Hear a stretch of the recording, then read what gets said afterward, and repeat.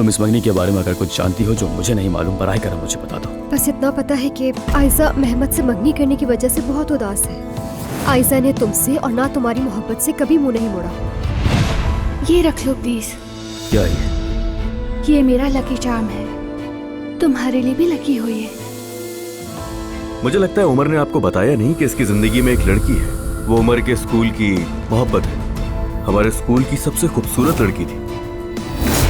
तुम तो 10 उम्र के बराबर हो, कहीं उसके लिए मैदान तो खाली नहीं छोड़ने वाले। मेरा ऐसा कोई इरादा नहीं है, आप बिल्कुल भी फिक्र न करें। असल जंग तो अब शुरू हुई है। तुमने लिफाफा दिया, मैंने तुम्हारे पैसे दिए, बस खत्म। अगर मुआहदा तोड़ा तो मैं तुम्हें बर्बाद कर दूंगी। आयज़ा, अगर काम का मामला ना हो तो बात करने की जरूरत नहीं है, सब कुछ खत्म हो चुका।